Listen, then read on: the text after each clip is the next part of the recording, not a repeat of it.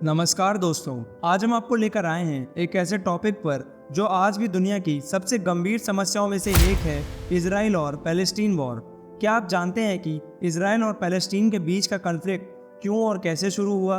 क्या आप जानते हैं कि इस कॉन्फ्लिक्ट में कितने लोगों की जान गई है और कितने लोगों का घर बर्बाद हुआ है? क्या आप जानते हैं कि इस कॉन्फ्लिक्ट को ख़त्म करने के लिए क्या करना चाहिए? अगर नहीं तो आपको ये वीडियो ज़रूर देखनी चाहिए, क्योंकि इस वीडियो में हम आपको इजराइल पैलेस्टीन कॉन्फ्लिक्ट का एक history of war and peace बताएंगे। तो बिना कुछ और इंतजार किए चलिए शुरू करते हैं।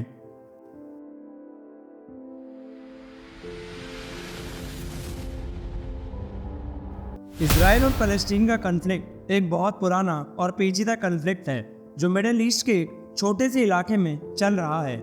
इस वॉर की मूल जड़ है ज़मीन और मज़हब। इस इलाके को पैलेस्टीन कहते हैं और यहाँ पर 3 मजहबी समुदाय के लोग रहते हैं, यहूदी, ईसाई और मुसलमान। इन तीनों समुदायों के लिए ये इलाका बहुत धार्मिक महत्व रखता है, क्योंकि यहाँ पर उनके मज़हब के अनेक पवित्र स्थल हैं, जैसे कि जेरूसलेम जो यहूदियों के लिए उनके मंदिर का स्थान है, ईसाइयों के लिए नबी ईसा का जन्म और मौत का स्थान है, और मुसलमानों के लिए नबी मोहम्मद का आसमान से उठने का स्थान है।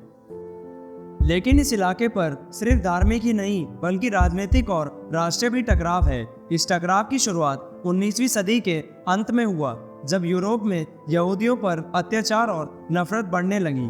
इस समय एक आंदोलन शुरू हुआ जिसे ज़ायनिज़्म कहते हैं। ज़ायनिज़्म का मतलब है कि यहूदियों को उनके पुराने देश इजराइल में वापस लौटना चाहिए, जो कि पैलेस्टाइन के एक इलाके में था। इसलिए बहुत सारे यहूदी लोग यूरोप से पैलेस्टाइन की तरफ आने लगे और वहाँ पर बसने लगे। लेकिन वहाँ पर पहले से ही अरब मुसलमान लोग रहते थे जो कि पैलेस्टाइन को अपना देश मानते थे। उन्होंने इन नए आने वाले यहूदियों को अपना दुश्मन समझा और उनसे लड़ने लगे। इसी बीच वर्ल्ड वॉर 1 हुआ, जिसमें ब्रिटेन ने पैलेस्टाइन पर कब्जा कर लिया। ब्रिटेन ने यहूदियों को यह वादा किया कि वो उनके लिए अलग देश बनाने में मदद करेंगे, लेकिन ब्रिटेन ने अरबों को भी यह वादा किया था कि वो उनके लिए आज़ादी दिलाने में मदद करेंगे।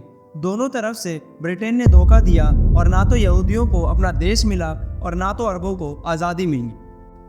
फिर वर्ल्ड वॉर 2 हुआ, जिसमें नाजी जर्मनी ने यहूदियों पर हॉलोकॉस्ट किया। हॉलोकॉस्ट में 6 मिलियन से ज़्यादा यहूदियों की हत्या हुई। इससे यहूदियों का ज़ायनिज़्म आंदोलन और भी जोर पकड़ा और वो पैलेस्टाइन में अपना देश बनाने की मांग करने लगे। लेकिन अरबों ने इसे मना कर दिया और उन्होंने कहा कि पैलेस्टाइन सिर्फ उनका ही देश है।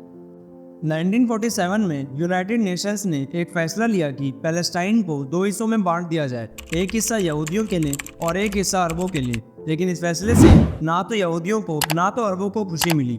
यहूदियों को लगा कि उन्हें कम ज़मीन दी गई है और अरबों को लगा कि उनसे ज़्यादा ज़मीन छीन ली गई है। 1948 में इजराइल ने अपना अस्तित्व घोषित कर दिया और उसी दिन अरब देशों ने उस पर हमला कर दिया। यह था पहला अरब इजरायली वॉर। इस वॉर में इजराइल जीता और उसने और ज़मीन ले ली। इससे अरबों का गुस्सा और भी बढ़ा और उन्होंने पैलेस्टाइन की आज़ादी के लिए लड़ना शुरू किया।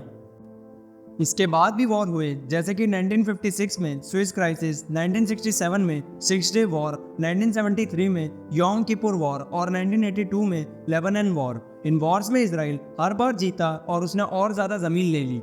इससे पैलेस्टाइन का इलाका और भी छोटा हो गया और वहाँ पर इजराइल ने अपना कब्जा बढ़ाया। इजराइल ने वहाँ पर अपने लोगों के लिए कॉलोनीज बनाए, जिसे सेटलमेंट्स कहते हैं।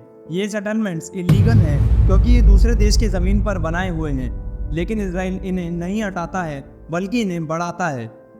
पैलेस्टाइन के लोगों ने इसके खिलाफ बहुत से आंदोलन और विरोध किए, जैसे कि 1987 में फर्स्ट इंटिफेडा और 2000 में सेकेंड इंटिफेडा और 2006 में हमास की सत्ता। हमास एक इस्लामिक मिलिटेंट ग्रुप है जो कि इजराइल को मिटाना चाहता है।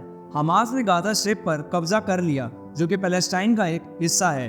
गाजा स्ट्रिप में से हमास ने इजराइल पर रॉकेट फायर किया और इजराइल ने भी गाजा पर एयर स्ट्राइक किया। इससे बहुत सारे मासूम लोगों की जान गई और बहुत सारे लोग घायल हुए। इस कॉन्फ्लिक्ट को ख़त्म करने के लिए कई बार शांति से बातचीत हुई, जैसे कि 1978 में कैंप डेविड अकॉर्ड्स,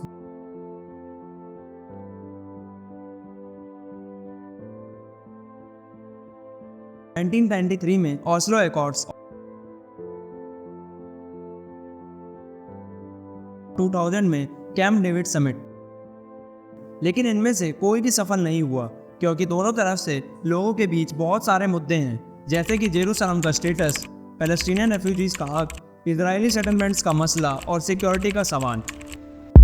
आज भी ये कन्फ्लिक्ट जारी है और इससे ना सिर्फ इजराइल और पैलेस्टाइन के लोगों को ही नहीं बल्कि पूरी मिडिल ईस्ट के लोगों को भी नुकसान होता है। इस कन्फ्लिक्ट को सुलझाने के लिए दोनों तरफ के लोगों को एक दूसरे को समझाने की जरूरत है और एक दूसरे को कंप्रोमाइज करने की भी जरूरत है, तभी शायद इस इलाके में शांति और इंसानियत का राज हो सकता है।